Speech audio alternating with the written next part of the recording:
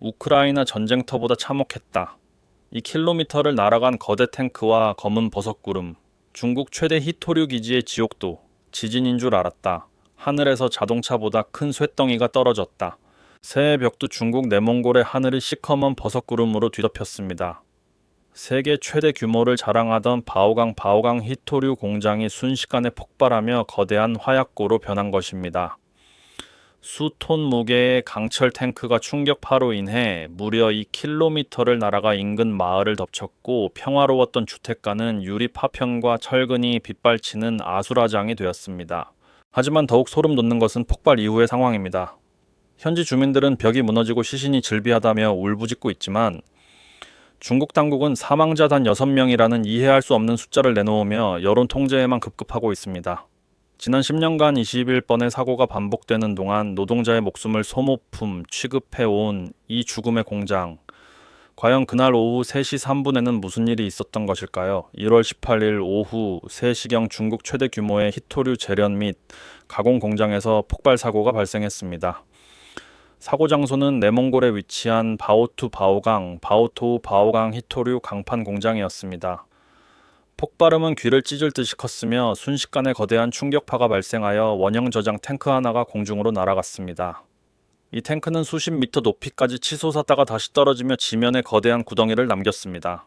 하늘로 솟아오른 흰색 버섯구름은 수마일 밖에서도 보일 정도였습니다. 사고는 공장에 많은 사람이 근무 중이던 업무 시간에 발생했습니다. CCTV 영상에는 공장 내부에서 밝은 섬광이 터져 나온 뒤 굉음이 뒤따르는 모습이 담겼습니다. 사고 현장은 즉시 짙은 연기에 휩싸였고 철골철 조각 파편들이 사방으로 날아다녔습니다. 폭발로 인해 공장 건물이 심각하게 파손되었습니다.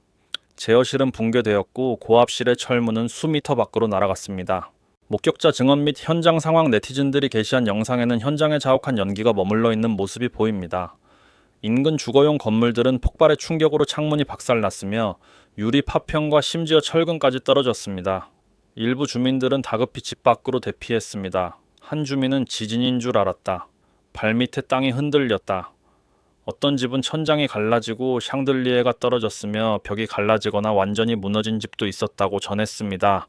폭발 현장에서 몇 킬로미터 떨어진 인근 고물상 지붕 위로 폭발 파편인 금속 물질이 떨어져 깊은 구덩이를 만들기도 했습니다.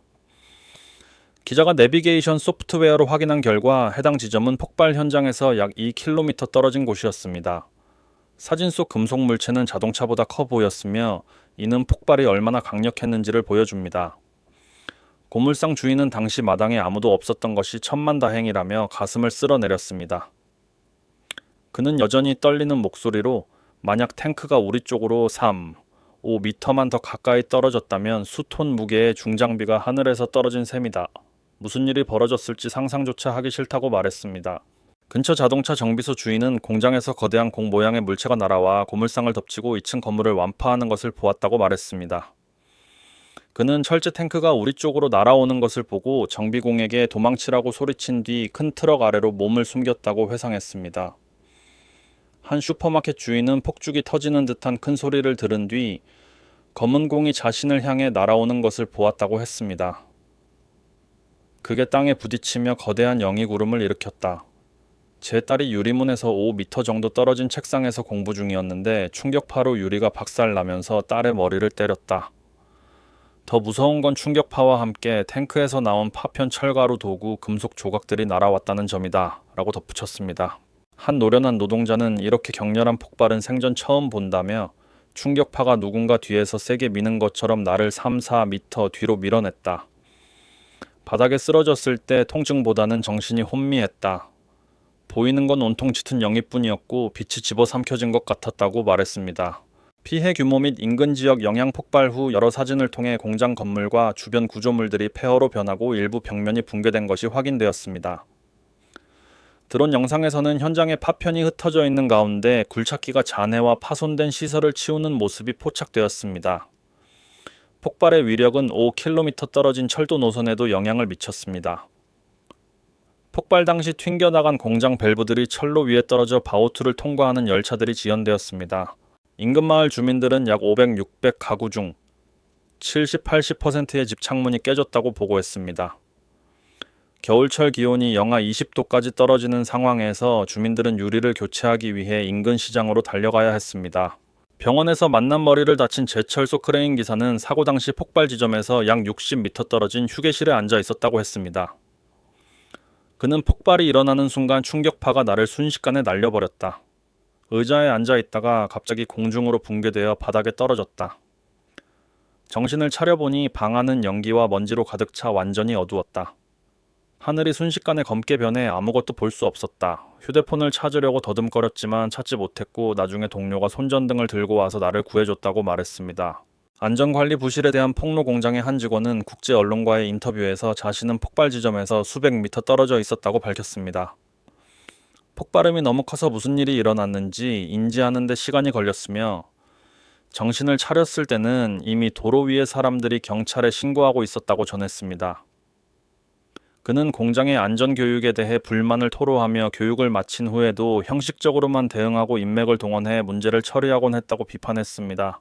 기자가 더 자세한 내용을 묻자 그는 답변을 거부했습니다.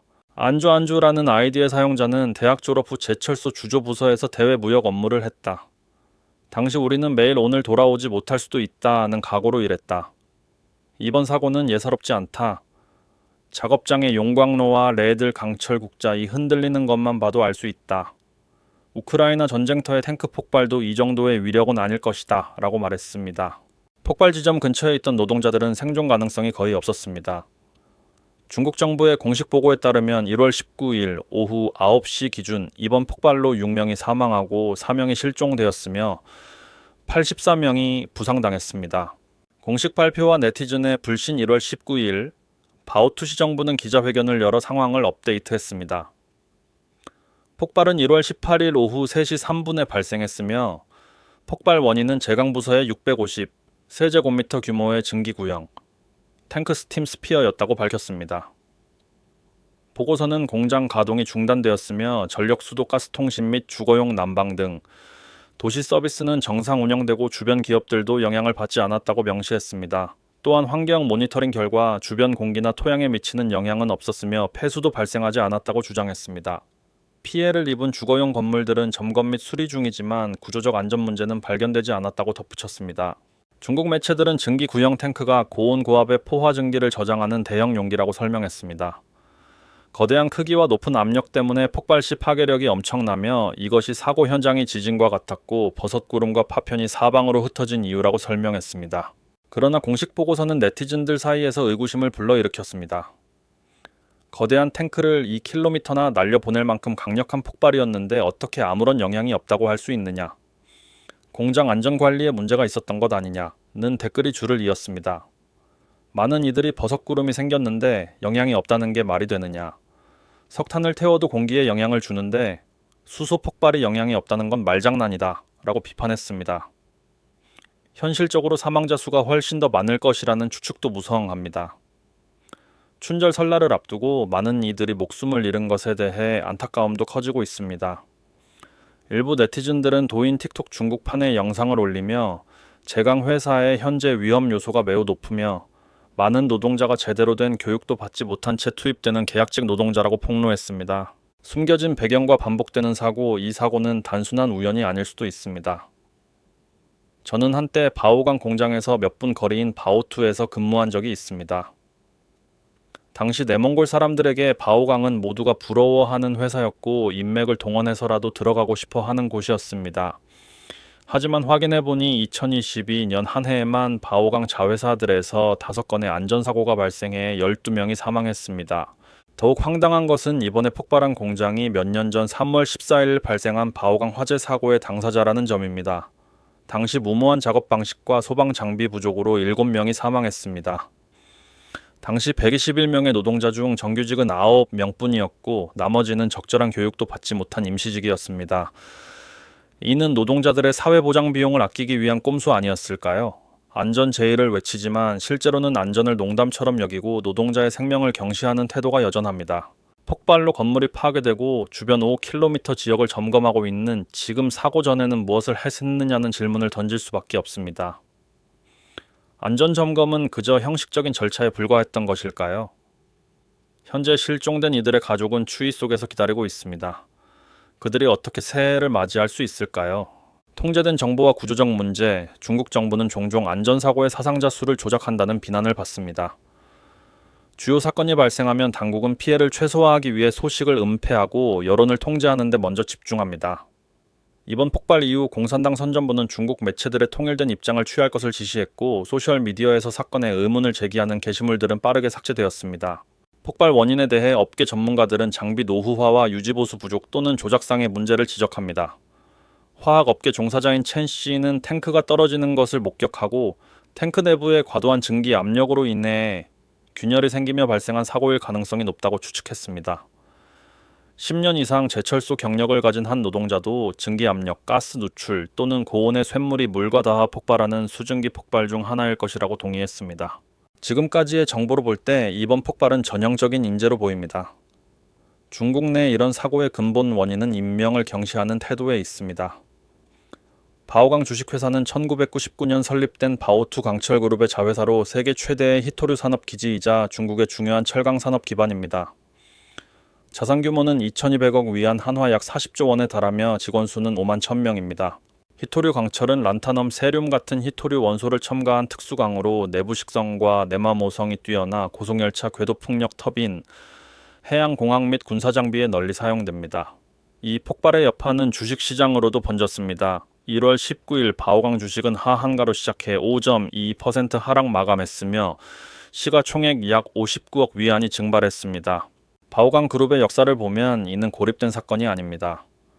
2016년부터 현재까지 최소 21건의 안전사고로 30명 이상이 사망했습니다. 2022년 1 9월 사이에만 크레인 사고, 용광로 파손 감전 등으로 5건의 사고가 잇따라 발생해 12명이 숨졌습니다. 사고 이틀 전에도 안전위원회 회의가 열려 경영진이 책임과 집행을 강조했지만 아이러니하게도 폭발 11일 전 이미 이 회사는 알려진 위험 요소를 제거하지 않아 안전 위반으로 벌금을 부과받은 상태였습니다. 2026년 초 중국 전역의 산업사고 2026년이 시작되자마자 중국 전역에서 연쇄적인 산업사고가 대중을 충격에 빠뜨리고 있습니다. 바오강 폭발 직후인 1월 19일 오전 9시 저우후 조하브의 한 제철소에서 화재가 발생했습니다. 검은 연기와 함께 폭발이 일어나는 영상이 공유되었고 당국은 전기 합선이 원인이라고 밝혔으나 사상자 수는 공개되지 않았습니다. 같은 날 오전 8시경에는 간수성 딩시시의 산업, 단지 내 플라스틱 공장 창고에서 대형 화재가 발생해 약 60톤의 플라스틱 알갱이가 불에 탔습니다. 단 이틀 사이에 집중된 이 사고들은 작업장 안전의 뿌리 깊은 문제뿐만 아니라 규제 실패와 기업의 책임감 부재를 드러냈습니다. 철강 및 화학 같은 중공업은 고온 고압의 위험한 물질을 다루기에 사고 시 파괴력이 상상을 초월합니다. 비평가들은 당국의 허술한 감독과 체계적인 방치가 이러한 재난이 반복되는 진짜 이유라고 주장합니다. 산둥성의 한 주민은 직설적으로 이렇게 말했습니다. 자연재해도 무섭지만 권위주의 통치로 인한 인재는 더 무섭다. 중국 사람들은 정부에 대한 신뢰를 잃었다. 권력이 견제받지 않을 때 진정한 감독은 존재하지 않는다. 공산당은 제멋대로 통치하고 지방 관리들은 책임감 없이 하루하루 형식적으로만 움직인다. 평범한 사람들은 그저 이 체제가 무너지기만을 기다리고 있을 뿐이다.